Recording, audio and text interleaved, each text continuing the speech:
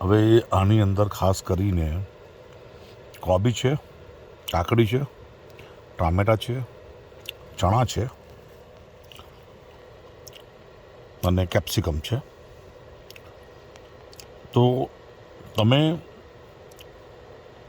આમાં બિલકુલ મીઠું નાખશો નહીં. ને જેને બ્લડ પ્રેશર હોય તો એ લોકો એને આમ જ કાચું ખાય.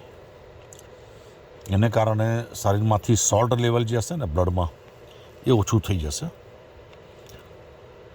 કેમ કે તમે જે સોલ્ટ ખાધું હોય ને હવે તમે સોલ્ટ વગરનું ખાઓ તો સોલ્ટ પોર્શન ઓછું થઈ જ જવાનું. અને બ્લડ પ્રેશરમાં સોલ્ટનું બહુ મહત્ત્વ હોય છે કે વધારે સોલ્ટ નહીં ખાવું.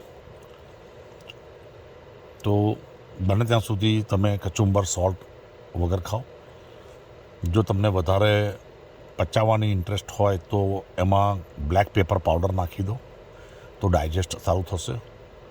ને જે લોકોને બ્લડ પ્રેશરનો પ્રોબ્લેમ ના હોય તો એ લોકો red chilli powder, salt, black salt નાખી શકે છે થોડું પ્રમાણસર, અને બ્લેક પેપર નાખે. બ્લેક પેપરનો મેઇન ફાયદો શું છે કે ડાયજેશનનો પ્રોબ્લેમ હોય તો બ્લેક પેપર એ પ્રોબ્લેમ સોલ્વ કરી નાખે છે. અને જેને ગટ પ્રોબ્લેમ હોય, ગટ ઇસ્યુ મીન્સ કે લીકી ગટ, કે જઠરમાં જ તમને ખાતાની સાથે ચક્કર આવે, ઘણા લોકોને ઈંડા ખાતા એવું થાય છે, લીકી ગટ.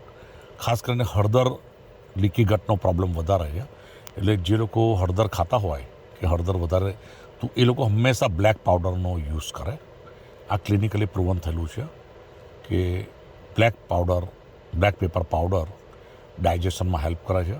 અને હળદર પચવામાં ભારે હોય છે, તો એ વસ્તુ ખાસ તમે ધ્યાનમાં રાખો અને બ્લેક પેપર પાવડરનો વધારે યુઝ કરો.